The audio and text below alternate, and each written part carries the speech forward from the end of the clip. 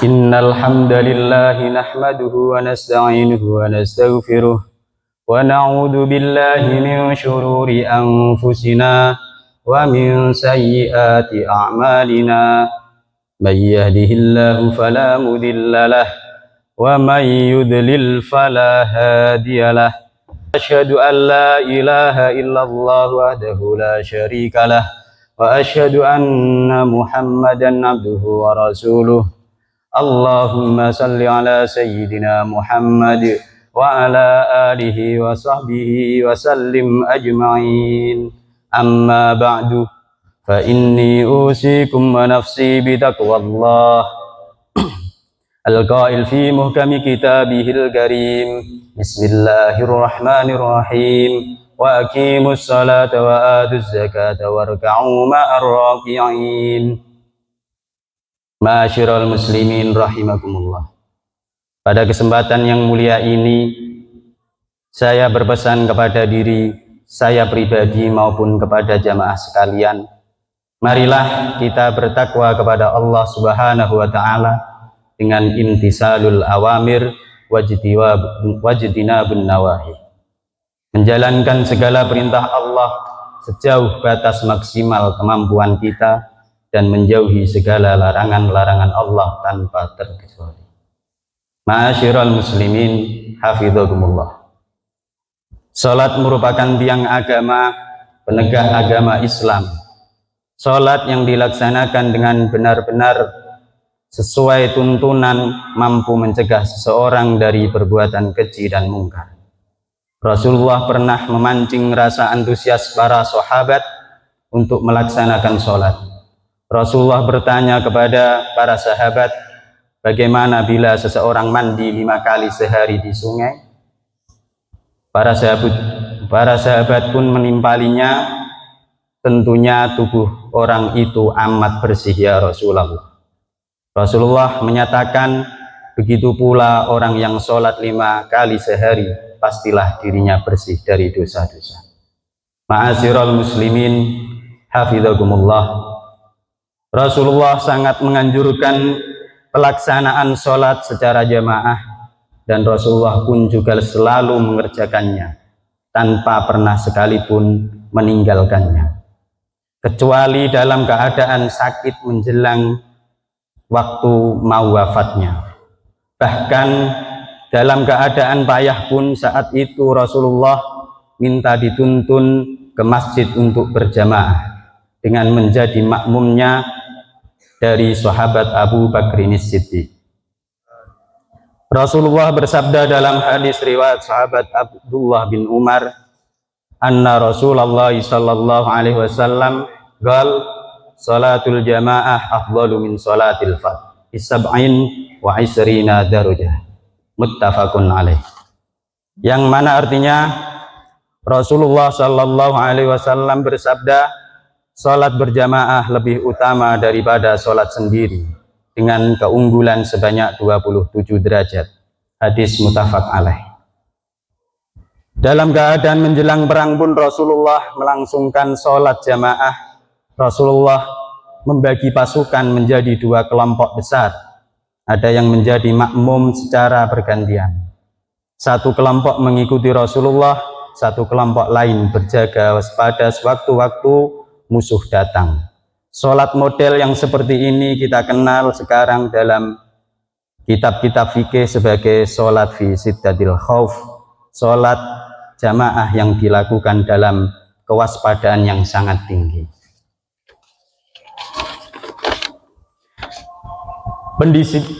Pendisiplinan diri berjamaah adalah salah satu metode pembersihan hati, tazkiyatun nafs, dan jalan menggapai hidayah.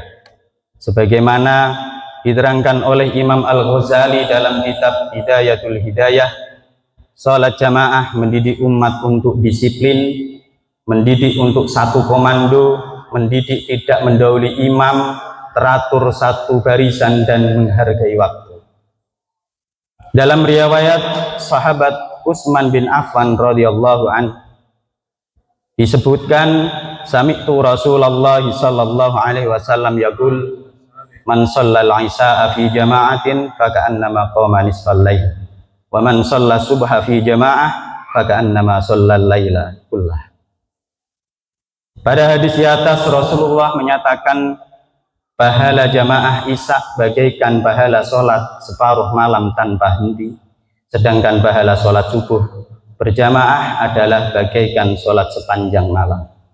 Malam itu dihitung mulai tenggelamnya matahari waktu maghrib hingga terbitnya fajar waktu subuh. Maka dapat kita bayangkan betapa utamanya jamaah isya hingga orang yang melaksanakannya bagaikan sholat 5 jam tanpa henti. Terlebih lagi jamaah subuh diibaratkan sholat 10 jam tanpa henti. Ma'asyiral muslimin hafidhakumullah, sholat isya dan subuh dinyatakan dalam hadis sebagai sholat yang dilakukan di waktu keadaan gelap dan dingin. Diriwayatkan dari sahabat Buraidah anin Nabi sallallahu alaihi wasallam qala basyirul masya'ina fid dhulam ilal masajid bin nur at-tami yaumal qiyamah. Rawahu Abu Dawud wa Tirmidzi. Nabi bersabda, berikanlah kabar gembira kepada orang-orang yang banyak berjalan di malam gelap gulita menuju masjid bahwa mereka akan mendapatkan cahaya yang sempurna di hari kiamat. Ma'asyiral muslimin hafidhakumullah, kala itu memang belum ditemukan penerangan listrik, ditambah cuaca gurun yang sangat dingin setelah tenggelamnya matahari. Rasulullah menyatakan, andai saja seseorang tahu betapa besar pahala jamaah subuh, pastilah orang-orang itu rela mendatanginya walaupun merangkak-rangkak dan walaupun tidak ada yang menuntunnya. Ma'asyiral muslimin hafidhakumullah, Rasulullah sangat gelisah terhadap orang Islam yang enggan sholat berjamaah di masjid-masjid, hingga Rasulullah pernah berandai-andaikan, aku serahkan tugas menjadi imam pada seorang, lalu aku keliling rumah orang yang tidak sholat jamaah, maka lalu aku akan bakar rumahnya. Redaksinya di dalam hadis disebutkan, wa an Abi Hurairah radhiyallahu anna Rasulullah sallallahu alaihi wasallam qala walladzi nafsi biyadihi laqad hamamtu an amura bihatabin fayuhtatab thumma amura bisolati fayu'adzana laha thumma amura rajulan fayu'amman nas thumma ukhalifa ila rijalin fa'uharriqa alaihim buyutahum, muttafaqun alaih. Hadis ini tidak untuk dimaknai mentah-mentah. Hadis ibarat ancaman Rasulullah bagi mereka yang menyepelekan sholat berjamaah dan wujud ekspresi kekecewaan Rasulullah sallallahu alaihi wasallam terhadap mereka. Ma'asyiral muslimin hafidhakumullah, yang disyariatkan sholat berjamaah memanglah kaum laki-laki. Pahala sholat jamaah diberikan setara bagi kaum wanita yang sholat di awal waktu. Wanita diperbolehkan mendatangi sholat jamaah di masjid selama suami meridhoinya dan tidak ada gangguan, tidak ada fitnah, tidak ada godaan laki-laki yang tidak senonoh di tengah jalan menuju masjid.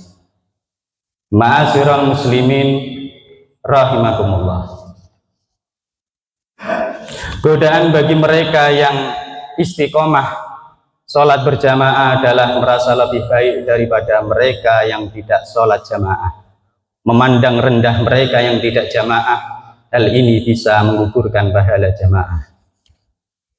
Godaan bagi mereka yang malas berjamaah adalah perasaan enggan sholat di masjid, enggan mendatangi seruan adzan, merasa sholat sendiri toh kan tetap sah, merasa sholat jamaah membuang waktu, bahkan merasa lebih baik sholat sendiri tidak terlihat orang daripada sholat jamaah terlihat orang dan takabur. Ma'asyiral muslimin hafidhakumullah, sholat berjamaah tidak ditujukan memperlihatkan amal ibadah pada orang banyak, dan Rasulullah serta orang-orang soleh juga mengamalkannya. maka tidak selayaknya kita meninggalkan sholat berjamaah dengan berbagai alasan yang ada. Ma'asyiral muslimin hafidhakumullah, kader-kader penggerak umat, guru, orang tua, pejabat perlu memberikan keteladanan tentang keajikan atau keistiqomahan berjamaah, menjadi inspirasi bagi kaum awam, bagi anaknya, bagi muridnya, bagi santrinya, bagi pengikutnya, serta rakyatnya. Imbauan tanpa disertai contoh nyata tokoh panutan berarti untuk dipahami oleh mereka. Melaksanakan ibadah wajib saja bisa kita istilahkan sebagai ibadah minimalis, sekedar menggugurkan kewajiban, menghindarkan diri dari dosa dan murka Allah.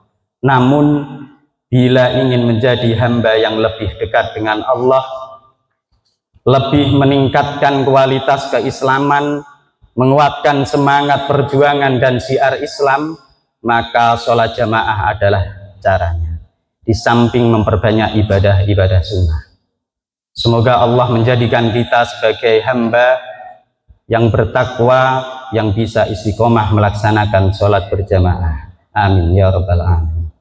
Barakallahu li wa lakum fil Qur'anil azim, wa nafa'ani wa iyyakum bima fihi minal ayat wa dzikril hakim, wa taqabbal minni wa minkum tilawatahu innahu huwas samiul alim.